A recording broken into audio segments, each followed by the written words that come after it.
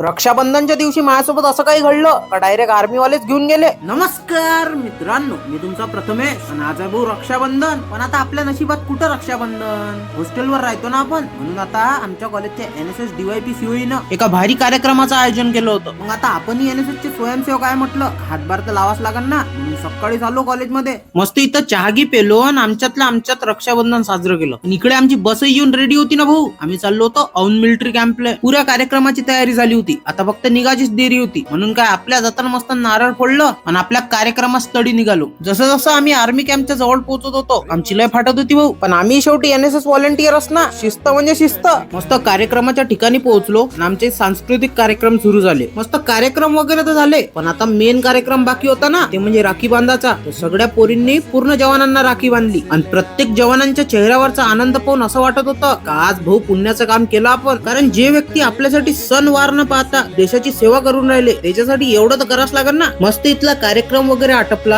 आणि आता आम्हाला जायचं होतं वापस कॉलेजमध्ये जाता वेळेस धिंगाणा तर बनते ना भाई. फुल नाचायला लागले सारे मोठे गाडीत आणि तेजाबा आवरतच नव्हता ना भाऊ. आता माहिती रक्षाबंधन अशीच झाली भाऊ. तुम्ही कशी साजरी केली कमेंट मध्ये सांगा. आणि ब्लॉग थोडासा लेट झाला त्याच्यासाठी मला माफ करून टाका. आता डबल असं होणार नाही भाऊ. भेटतो तुम्हाला उद्या. तोपर्यंत जय महाराष्ट्र.